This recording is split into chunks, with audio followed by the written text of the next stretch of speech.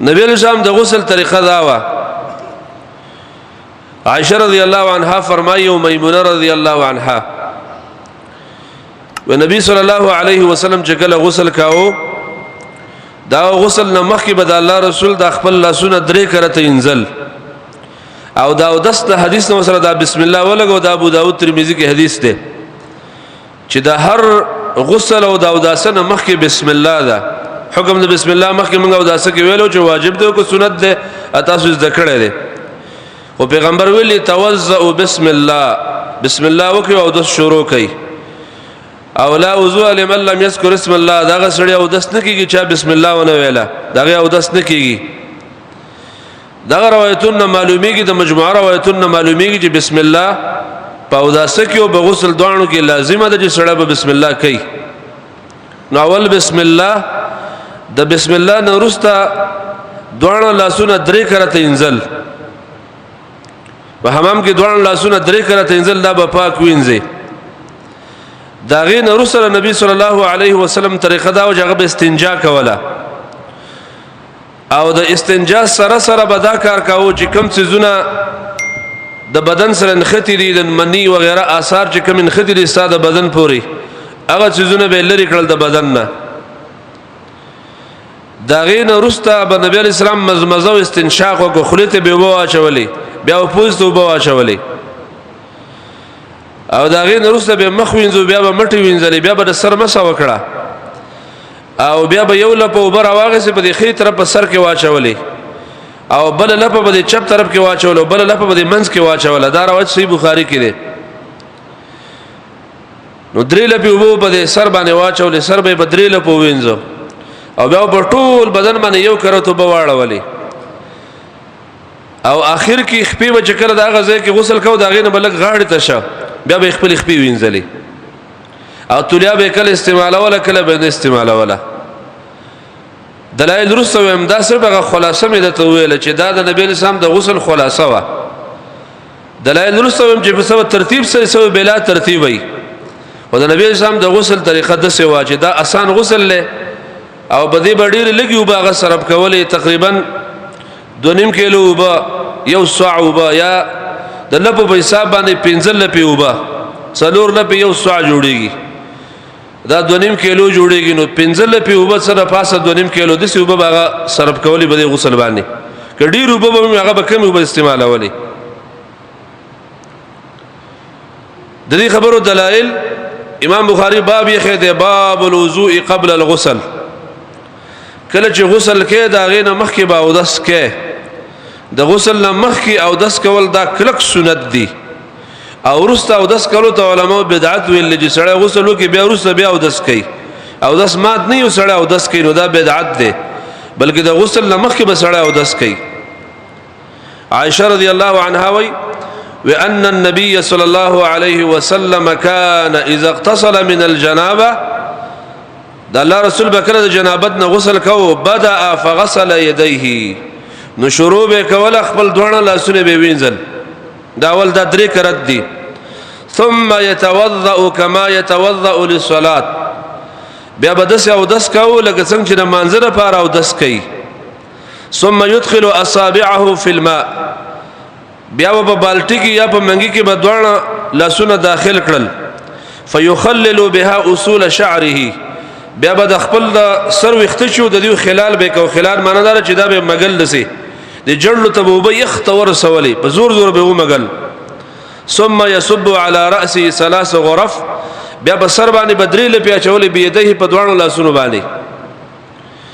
ثم يفيض الماء على جلده كله بیا به نبی سم په ټول بدن باندې یو ځل وبر راوړولې دا حدیث امام بخاری راوړل د صحیح البخاری کې 248 رقم الحدیث ده او دا امام مسلم راوړل په مسلم کې امام احمد راوړل په خپل مسند کې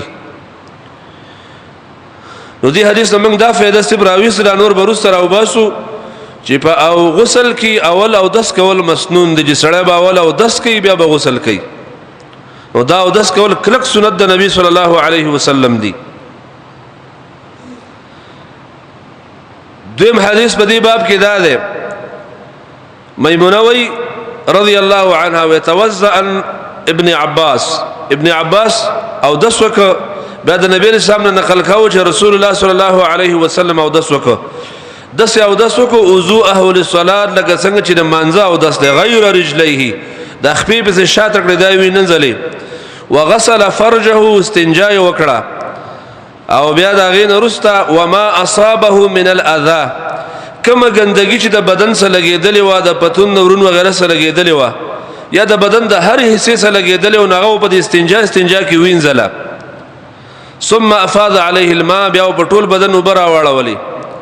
ثم نحى رجليه بیا د خپې اخوا کړی فغسلهما نخپې په اخر کې وینځلې نو میمونه وی هذه غسله من الجنابه دا د نبی صلی الله علیه وسلم د جنابت غسل په دې طریقه باندې په سر باندې مسړه سول پیاچی نو درې لپی باچی چې کله تا پوره استنجا وکړه او د استنجا نو ورستا یو بل سنت دی هغه یاد ساته چې صحیح بخاری کې راغلی غدا دی چې نبی اسلام بکله استنجا وکړه نو بیا به د لاسونو پر کومه بدبوئی د استنجا د وجه نه راغلی و نو دا غي مخه د دې دیوالو د خاوري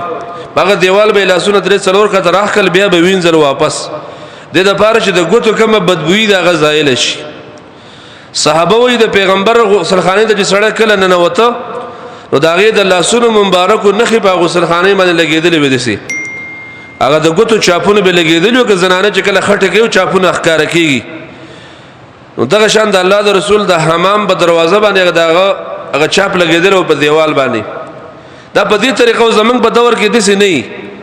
زګ ټول حمامونه چې هغه پر شوی سیمټ لګیدلې باغې نه کیږي زمنګ په دور کې دغه یو ساده علاج خاوره د جدن په حمام کې خاوري او دغه نه خیر علاج دا چې صابون پروتي یا غ نور سيزونه پراتی د نشیمبوغان وغیرہ پراتی باغې باندې غوتی سړی دوباره بیا ویني د استنجا نه پس نو په دې صورت به ان شاء الله عمل کیږي د صابون سړی د استنجا نه وروسته د لاسونو په صابون باندې پاک ویني دا بدبوئی زایل شي په دې باندې ان شاء الله دا سنت ادا کیږي د الله په توفیق باندې دا غي وروسته د الله رسول بیا مزمزه او استنشاق چې هغه مخکې موږ بیان کړی دی بیا مخینځل بیا مټینځل سنن نسائی کې یو حدیث دی چې دا د عام اهل علم نه ذکر کړی د غسل په باب کې خو موږ ته معلوم دی الله په توفیق موږ راړول او وس هغه دا د کده سر مسح په کې سړی ونه کې هم خیر دی دی باندې امام نسائی باب می خیر دی چې سړی او دس کوي د غسل لمخ کې